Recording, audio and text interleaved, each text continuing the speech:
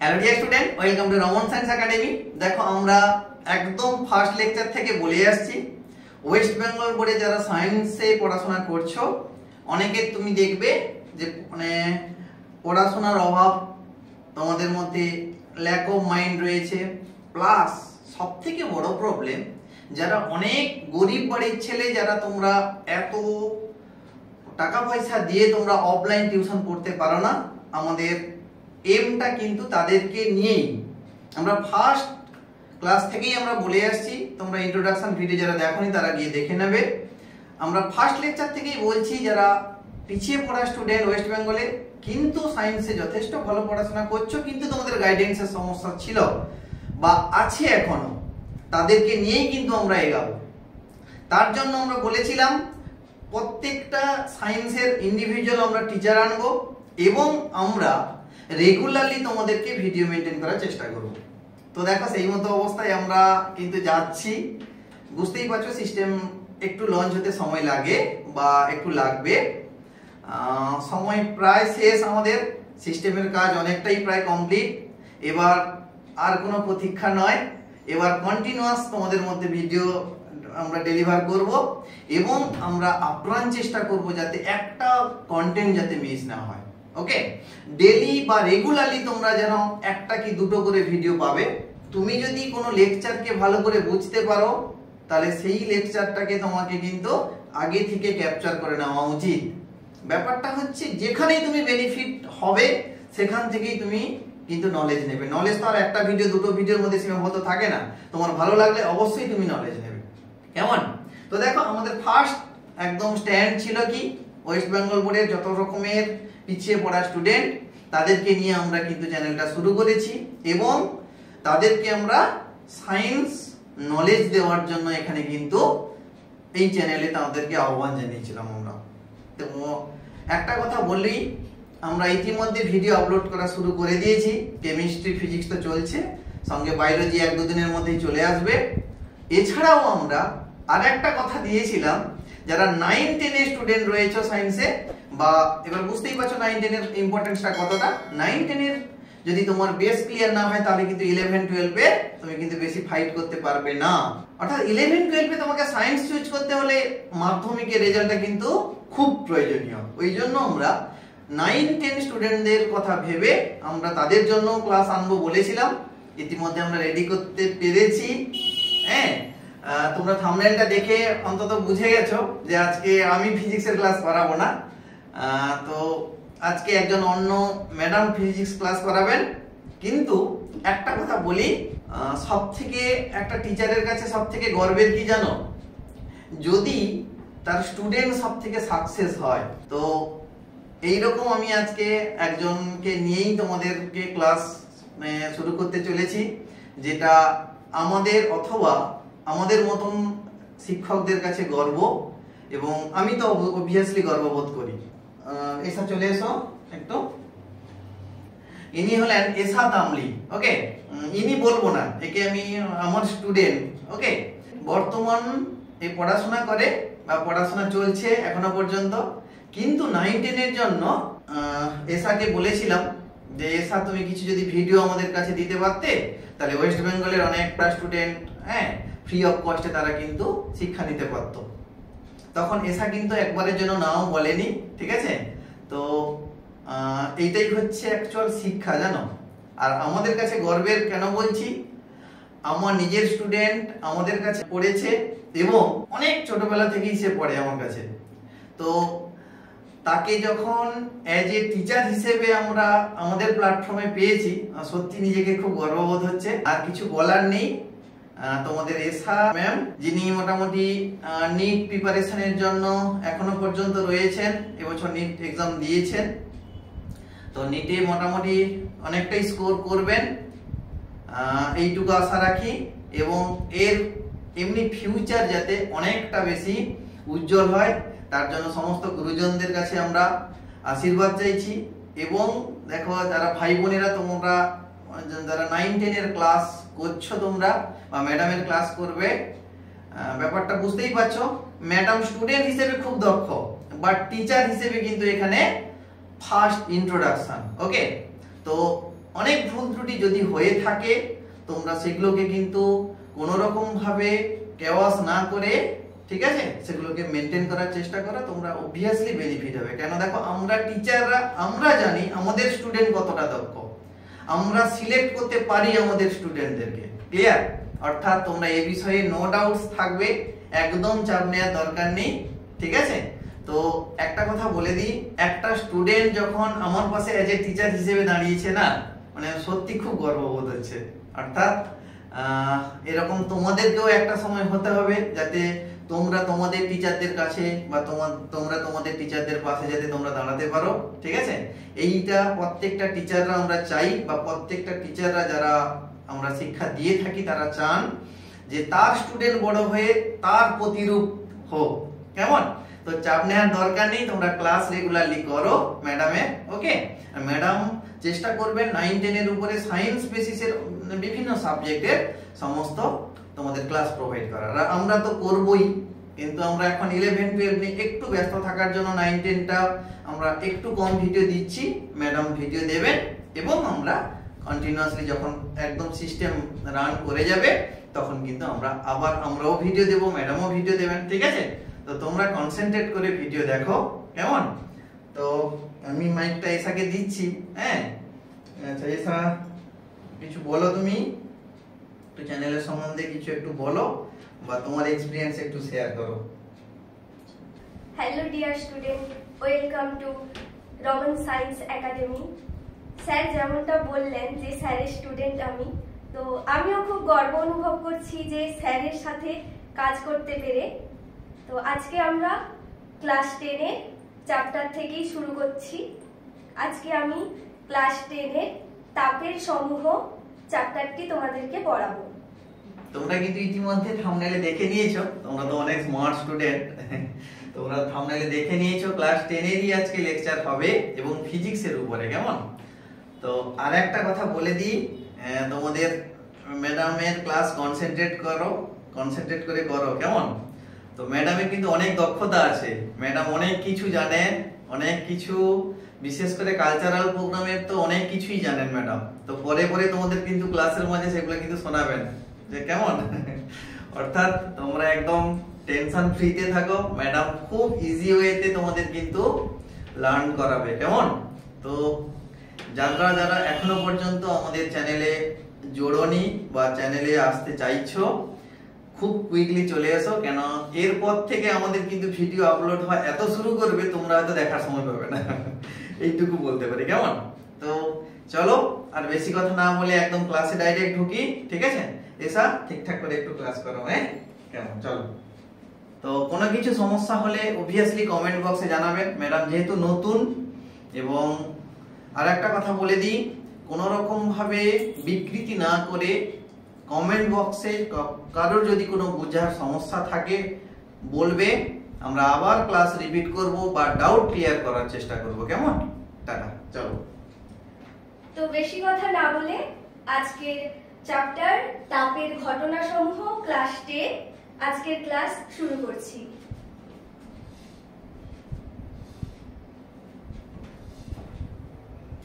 Class 9-এ আমরা তাপ সম্পর্কে কিছুটা ধারণা করে এসেছি, তাও তাপ সম্পর্কে একটু বলে দিচ্ছি, কারণ তাপ আর তাপমাত্রার মধ্যে আমরা কিন্তু সবসময় গুলিয়ে ফেলি। একটা ধারণা আমাদের মধ্যে আছে যে তাপ এবং তাপমাত্রা একই, কিন্তু তাপ এবং তাপমাত্রা কিন্তু আলাদা। তো তাপ কি? তাপ হলো এক প্রকার শক্তি যা অর্জনে বস্তু উত্তপ্ত হয় এবং যা বর্জনে বস্তু শীতল হয়। আর তাপমাত্রা হলো একটি ভৌত রাশি যা বস্তুর উত্তপ্ত যে হচ্ছে ওটার পরিমাণটা নির্ধারণ করে। এখানটায় লেখা আছে তাপ। তাপ হলো শক্তির একটি রূপ যা স্থানান্তরিত হয় এবং তাপমাত্রা গড় তাপীয় শক্তির পরিমাণ। তাপের পরিমাপ হচ্ছে জুল বা ক্যালোরি এবং তাপমাত্রার একক হচ্ছে সেলসিয়াস, ফারেনহাইট বা কেলভিন। তাপের ধারণা বস্তুর মধ্যে শক্তির পরিমাণ, আর তাপমাত্রা হচ্ছে বস্তুর উষ্ণতা বা শীতলতা। তাপ পরিবাহী পরিচলন বিকিরণ দ্বারা তাপমাত্রার পার্থক্যের কারণে প্রবাহিত হয়। তো এটা আমরা 9 পড়ে এসেছি, তাও একবার জাস্ট বলে রাখলাম। এবার 10 চ্যাপ্টারের মধ্যে সরাসরি চলে যাচ্ছি। প্রথমে একেবারে তাপীয় প্রসারণ। তো তাপীয় প্রসারণ জিনিসটা কি? কোন একটি পদার্থকে যদি বাইরে থেকে তাপ দেওয়া হয়, তাহলে ওই বস্তুটির মধ্যে যে পরিবর্তনগুলো আমরা লক্ষ্য করব বা আমরা বলতে পারি যে প্রসারণ হচ্ছে, সেটি হচ্ছে তাপীয় প্রসারণ। আমরা দেখতে পাই তাপীয় প্রসারণের ক্ষেত্রে যদি আমরা ক্রম সাজাই, তাহলে দেখব কঠিনের হচ্ছে তাপীয় প্রসারণ সব থেকে কম, তারপর তরল, তারপর গ্যাসীয়। অর্থাৎ গ্যাসীয় পদার্থে তাপীয় প্রসারণ কিন্তু সব থেকে বেশি। তো কারণটা একটু এক্সপ্লেন করে দিই।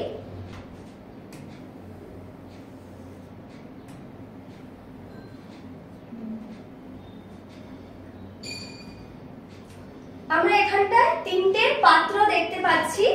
তো প্রথমটায় যদি আমরা ধরি কঠিন বস্তু আছে, তাহলে কিন্তু আমরা দেখতে পাই কঠিনের যে মৌলগুলো, তার মধ্যে আন্তর আণবিক আকর্ষণ বল সব থেকে বেশি। অর্থাৎ মৌলগুলি কিন্তু খুব কাছাকাছি একে অপরের সাথে যুক্ত থাকে। তরলের ক্ষেত্রে আমরা দেখতে পাই আন্তর আণবিক আকর্ষণ বল মৌলগুলি কঠিনের তুলনায় একটু বেশি থাকে। তরলের ক্ষেত্রে আমরা দেখি যে কঠিনের তুলনায় মৌলগুলির মধ্যে আন্তর আণবিক আকর্ষণ বল কিছুটা হলেও কম থাকে। আর গ্যাসের ক্ষেত্রে দেখব আন্তর আণবিক আকর্ষণ বল মৌলগুলির ক্ষেত্রে সব থেকে বেশি থাকে।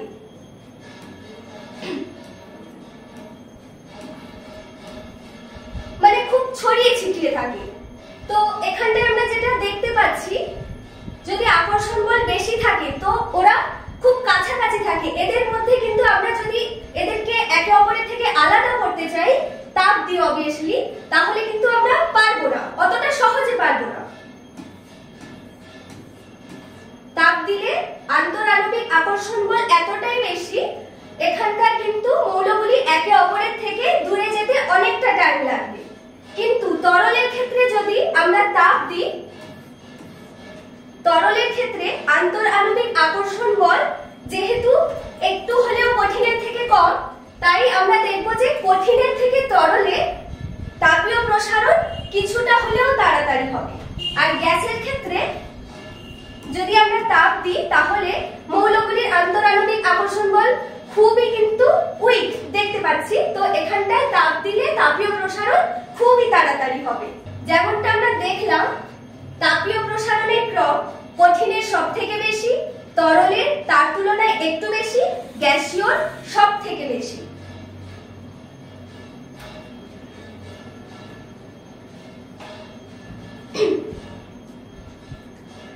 কঠিন পদার্থের তাপীয় প্রসারণকে আমরা 3 ভাগে ভাগ করি। এক হচ্ছে দৈর্ঘ্য প্রসারণ, 2 ক্ষেত্র প্রসারণ এবং 3 হচ্ছে আয়তন প্রসারণ। তো আমরা একে একে আসছি। প্রথমেই আসি কঠিন পদার্থের তাপীয় প্রসারণ। একটি কঠিন পদার্থকে উত্তপ্ত করলে তার দৈর্ঘ্য, প্রস্থ এবং উচ্চতা বরাবর প্রসারণ ঘটে। অর্থাৎ কঠিন পদার্থের ত্রিমাত্রিক প্রসারণ ঘটে। ফলে কঠিনের 3 প্রকার প্রসারণ হয়। তো কঠিন পদার্থের তাপীয় প্রসারণ, দৈর্ঘ্য প্রসারণ, ক্ষেত্র প্রসারণ এবং আয়তন প্রসারণ। প্রথমে আসি কঠিন পদার্থের দৈর্ঘ্য প্রসারণ। কোনো একটি কঠিন বস্তুকে যদি আমরা তাপ দিই, তাহলে আমরা যদি দেখি যে কঠিন বস্তুটির দৈর্ঘ্য বরাবর প্রসারণ হচ্ছে, সেক্ষেত্রে আমরা তাকে বলবো যে তাপের দৈর্ঘ্য প্রসারণ, মানে কঠিন পদার্থের দৈর্ঘ্য প্রসারণ হচ্ছে। তো আমরা নরমালি বলবো যে যদি কাঠ হতো একটা কঠিন বস্তু এবং রৈখিক, তাহলে সেক্ষেত্রে কাঠকে কি আমরা তাপ দিলে দৈর্ঘ্য প্রসারণ হবে? একদমই নয়।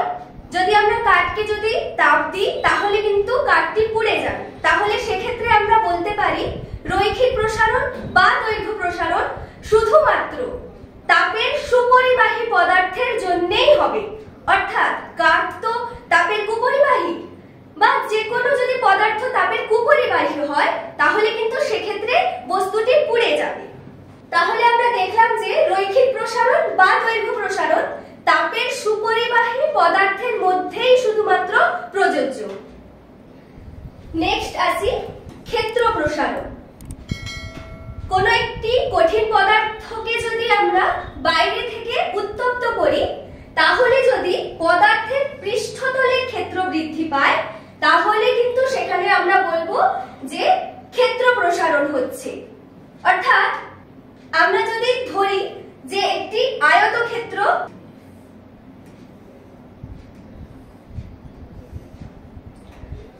যদি আমরা দেখি যে যদি আয়তক্ষেত্র বা বর্গক্ষেত্র শেপের যদি কোনো কঠিন বস্তু হয়, সেক্ষেত্রে তো আমরা বলতে পারি না যে দৈর্ঘ্য বা প্রস্থ এগুলোর পরিবর্তন হচ্ছে, এরকমটা বলতে পারি না। তাই আমরা বলবো যে ক্ষেত্রফলের প্রসারণ হচ্ছে। আমরা দৈনন্দিন জীবনে যেমন কিছু ব্যবহার করে থাকি, কাঁসার বাটি বা কাঁসার প্লেট, এগুলো কিন্তু আমরা বলে থাকবো ক্ষেত্র প্রসারণ হচ্ছে। 3 নম্বরে আসি, আয়তন প্রসারণ। বাইরে থেকে যদি কঠিন বস্তুকে যদি আমরা তাপ দিই, সেক্ষেত্রে যদি পদার্থের আয়তন বৃদ্ধি পায়, তাহলে আমরা বলবো আয়তন প্রসারণ হচ্ছে। তো আয়তন প্রসারণ মেইনলি আমরা বৃত্তর ক্ষেত্রে বা ঘনকের ক্ষেত্রে দেখতে পাই। সাপোজ একটি বৃত্ত, তো এর মধ্যে আয়তন বৃদ্ধি কতটা হচ্ছে বা আয়তন প্রসারণ কতটা হচ্ছে, তাকে আমরা বলবো আয়তন প্রসারণ। এবার আমরা আসি কঠিন পদার্থের তাপীয় প্রসারণের গুণাঙ্ক। প্রথমে আমরা কঠিন পদার্থের তাপীয় প্রসারণের গুণাঙ্ক জিনিসটা বলতে আমরা কি বুঝি সেটাই আমরা দেখব। তো প্রথমেই আমরা গাণিতিক রূপটা করছি। একটা রৈখিক পদার্থ রয়েছে,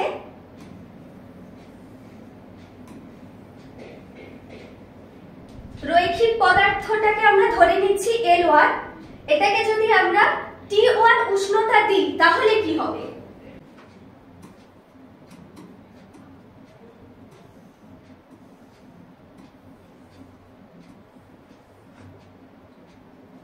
যদি আমরা দেখি যে T1 উষ্ণতায় কঠিন পদার্থের দৈর্ঘ্য L1 এবং এখানটা আমরা তাপ দিলাম, তো তাপ পরিবর্তিত হয়ে T2 উষ্ণতা হলো, এবং সেক্ষেত্রে দেখব যে বস্তুটির পদার্থের যে পরিবর্তন হচ্ছে তার দৈর্ঘ্য L2।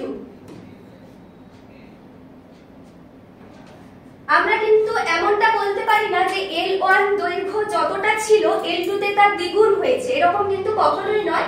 ম্যাথমেটিক্যাল প্রবলেম যখন আসবে তখন আমরা দেখতে পাবো যে খুব কম পরিমাণ দৈর্ঘ্য বৃদ্ধি হয়েছে। এক্ষেত্রে আমরা দেখতে পাচ্ছি যে দুটো বস্তুর মধ্যে দৈর্ঘ্যের প্রসারণটা কত হয়েছে। আমরা সবসময় জানি যে লম্বা বস্তু যেটা আছে সেখান থেকে সবসময় যে বস্তুটির দৈর্ঘ্য কম সবসময় বড় থেকে ছোটতে মাইনাস হয়। তো আমরা দৈর্ঘ্য প্রসারণ হচ্ছে এখানটায় L2 মাইনাস L1 এবং উষ্ণতা বৃদ্ধি হচ্ছে T2 মাইনাস T1। এবার আসি দৈর্ঘ্য প্রসারণ গুণাঙ্কের রাশিমালা।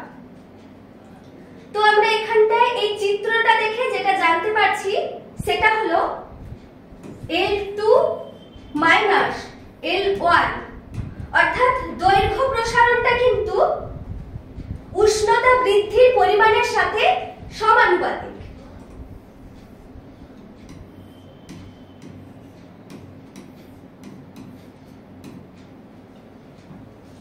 আবার আমরা দেখতে পাই যে দৈর্ঘ্য প্রসারণটা কিন্তু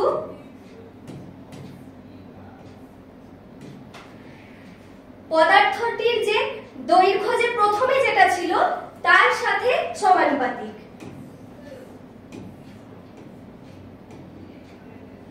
অর্থাৎ প্রাথমিক দৈর্ঘ্যের সাথে সমানুপাতিক। তো যৌগিক ভেদের নিয়মানুসারে আমরা যদি এই দুটোকে ক্যালকুলেশন করি তাহলে আমরা পাবো L2 minus L1 proportional to L1 into T2 minus T1। এবার আমরা এখান থেকে কঠিন পদার্থের তাপীয় প্রসারণের গুণাঙ্ক বের করব।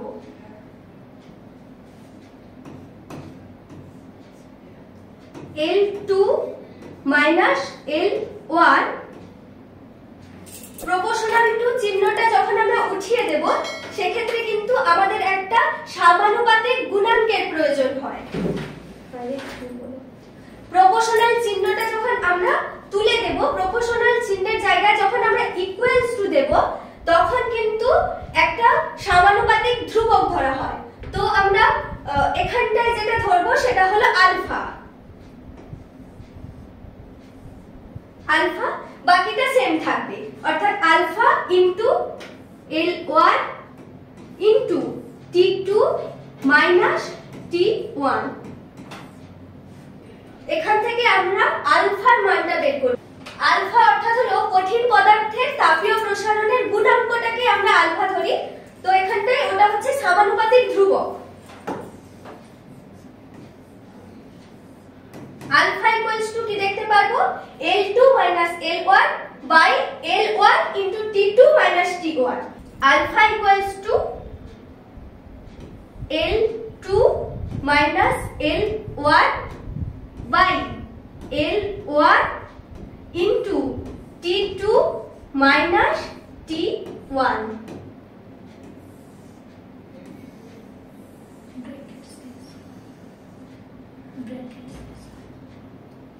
তো সবসময় আমরা দেখব যে একটা ক্যালকুলেশনকে আমরা বক্সের মধ্যে রাখার চেষ্টা করব। এবার আসি এই ফর্মুলা থেকে আমরা সংজ্ঞাটা কি করে বলবো।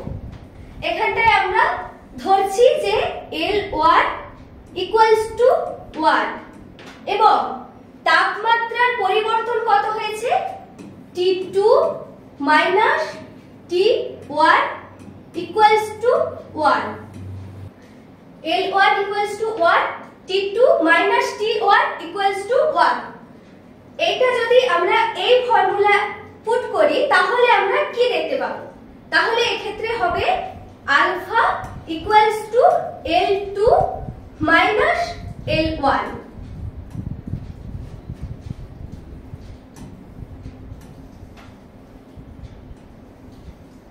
অর্থাৎ আমরা বলতে পারি প্রতি 1 ডিগ্রি উষ্ণতা বৃদ্ধির জন্য, এখানে একটু প্রিন্টিং মিস্টেক হয়ে গেছে, উষ্ণতা হবে 1 ডিগ্রি উষ্ণতা বৃদ্ধির জন্য কোন কঠিন পদার্থের প্রতি একক, এই যে L1 1, তো কঠিন পদার্থের প্রতি একক দৈর্ঘ্যে যে দৈর্ঘ্য প্রসারণ হয়, অর্থাৎ L2 L1 যে দৈর্ঘ্য প্রসারণ হয় তাকে ওই পদার্থের রৈখিক প্রসারণ গুণাঙ্ক বলবো।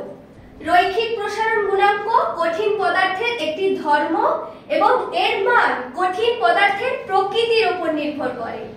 তো এগুলো এমসিকিউ আসতেই পারে যে কঠিন পদার্থের প্রকৃতির উপর রৈখিক প্রসারণের গুণাঙ্ক কিন্তু নির্ভর করে।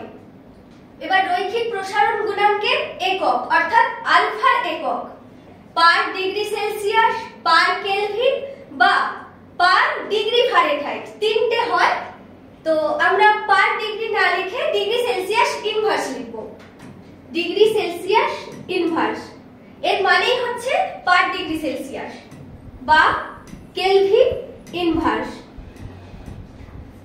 বা ডিগ্রি ফারেনহাইট ইনভার্স বা পার ডিগ্রি ফারেনহাইট। এবার আমরা আসি আলফা অর্থাৎ রৈখিক প্রসারণ গুণাঙ্কের মাত্রা।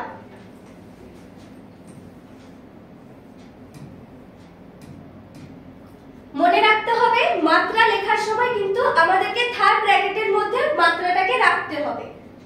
Alpha equals to 1 by theta,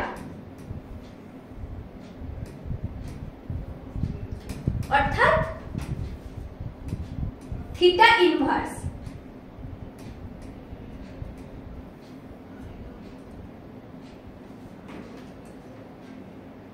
এবার এই ক্যালকুলেশনটা কিসের, তো এটা হচ্ছে 1 alpha Celsius equals to 9/5 alpha Fahrenheit.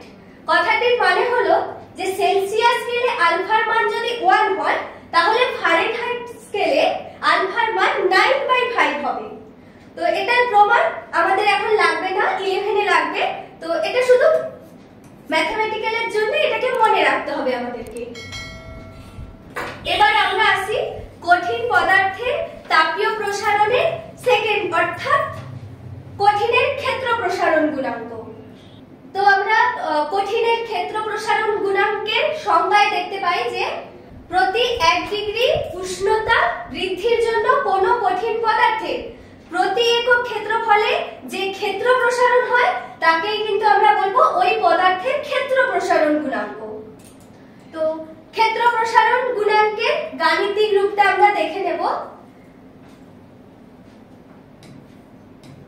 T1 উষ্ণতায় কঠিন পদার্থের ক্ষেত্রফল S1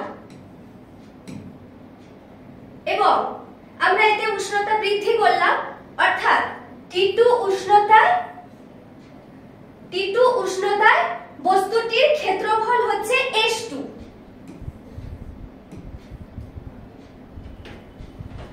এক্ষেত্রে আমরা দেখতে পাচ্ছি যে ক্ষেত্র প্রসারণ হচ্ছে S2 minus S1, S2 minus S1, আর উষ্ণতা বৃদ্ধি তো আমরা দেখতেই পাচ্ছি T2 minus T1, T2 minus T1। এবার আমরা আসি ক্ষেত্র প্রসারণের রাশিমালায়।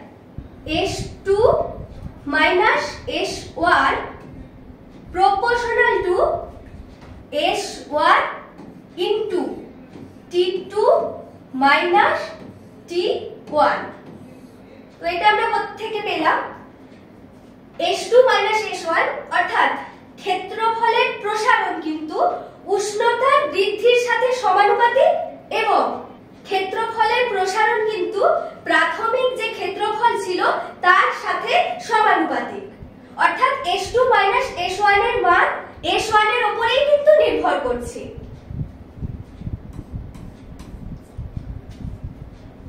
আমরা কিন্তু কঠিনের ক্ষেত্রে যেভাবে দৈর্ঘ্য প্রসারণ করেছিলাম ওটা যদি খুব ভালোভাবে বুঝতে পারি তাহলে কিন্তু পরপর সবগুলোই একই টাইপের, তো বুঝে যাব আমরা। তো কঠিনের ক্ষেত্র প্রসারণের ক্ষেত্রেও কিন্তু সেমই ঘটনা ঘটছে। S2 minus S1 equals to, এখানকার সমানুপাতিক ধ্রুবক হিসেবে আমরা বিটাকে ধরি। S2 minus S1 equals to beta into S1 into T2 minus T1। এখানটায় কিন্তু বিটাটাই হচ্ছে সমানুপাতিক ধ্রুবক। এখান থেকে বিটা এর মান ক্যালকুলেশন করব।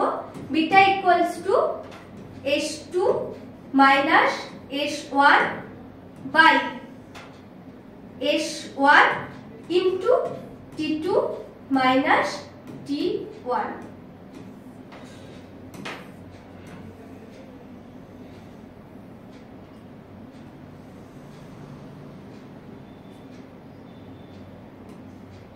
এখানটায় আমরা একটা জিনিস নোট করে রাখবো, ক্ষেত্র প্রসারণ গুণাঙ্ক অর্থাৎ বিটা কঠিন পদার্থের একটি ধর্ম, এর মান কঠিন পদার্থের প্রকৃতির উপর নির্ভর করে। তো দৈর্ঘ্য প্রসারণ গুণাঙ্কের ক্ষেত্রেও কিন্তু সেম দেখছিলাম, এক্ষেত্রেও কিন্তু বিটা এর মান কঠিন পদার্থের উপর নির্ভর করে। একক দেখে নেব, degree Celsius inverse, kelvin inverse, degree Fahrenheit inverse. অর্থাৎ আমরা বলতে পারি per degree Celsius, per kelvin এবং পার ডিগ্রি ফারেনহাইট।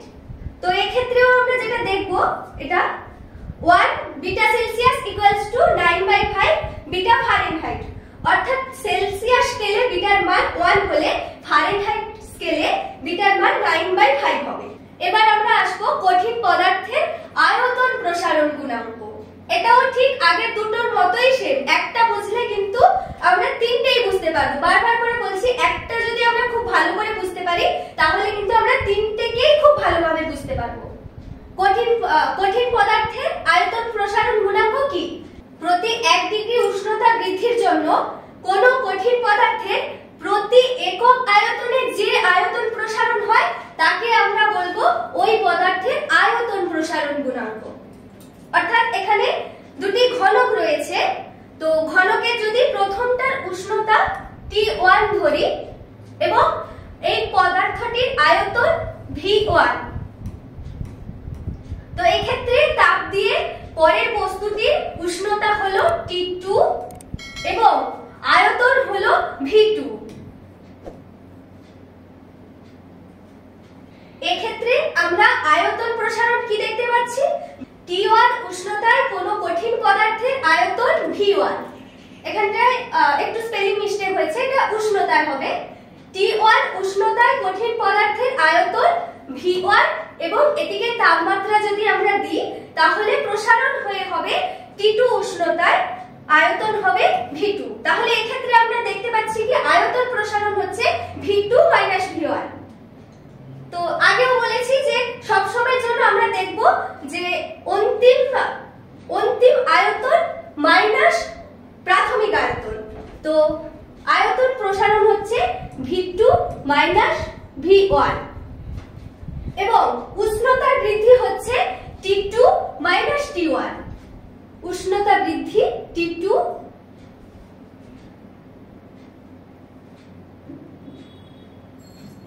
উষ্ণতা বৃদ্ধি T2 T1।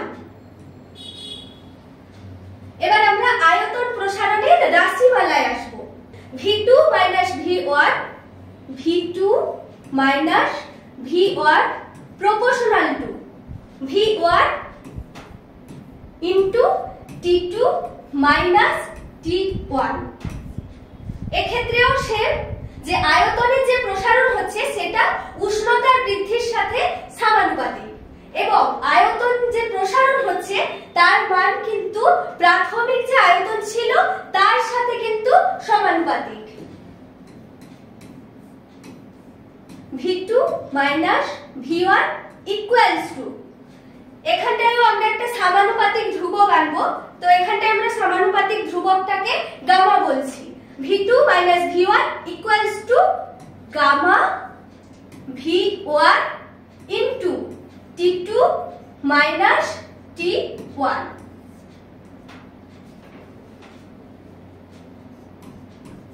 এখান থেকে আমরা গামা এর মান ক্যালকুলেট করব। তো gamma equals to V2 V1 by V1 into T2 T1, V1 into T2 T1। তো এটাকে আমরা ব্লক করে দিচ্ছি। গামাটা কিন্তু এক্ষেত্রে সমানুপাতিক ধ্রুবক, অর্থাৎ গামাটা কঠিনের আয়তন প্রসারণের গুণাঙ্ক। তাহলে আমরা তিনটে জিনিস দেখলাম, যে আলফা হচ্ছে কঠিনের দৈর্ঘ্য প্রসারণ গুণাঙ্ক, বিটা হচ্ছে কঠিনের ক্ষেত্র প্রসারণ গুণাঙ্ক এবং গামা হচ্ছে কঠিনের আয়তন প্রসারণ গুণাঙ্ক। একইভাবে আয়তন প্রসারণ গুণাঙ্ক কঠিন পদার্থের একটি ধর্ম, একইভাবে আয়তন প্রসারণ গুণাঙ্ক অর্থাৎ গামাও কিন্তু কঠিন পদার্থের একটি ধর্ম এবং এর মান কঠিন পদার্থের প্রকৃতির উপর নির্ভর করে। এর এককও কিন্তু same, degree Celsius inverse, kelvin inverse, degree Fahrenheit inverse, অর্থাৎ per degree Celsius, per kelvin এবং পার ডিগ্রি ফারেনহাইট। এক্ষেত্রেও সেম, সেলসিয়াস স্কেলে যদি কঠিনের আয়তন প্রসারণ গুণাঙ্কের মান 1 হয় তাহলে ফারেনহাইট স্কেলে কঠিনের আয়তন প্রসারণ গুণাঙ্কের মান 9/5 হবে। এবার আমরা আসি আলফা, বিটা এবং গামার মধ্যে সম্পর্ক। তো এখানটায় আমরা সম্পর্ক প্রতিষ্ঠা করব না, কারণ ক্লাস 10 এর জন্য শুধু সম্পর্কটা জেনে রাখলেই হবে। তো alpha equals to beta by 2 equals to gamma by 3।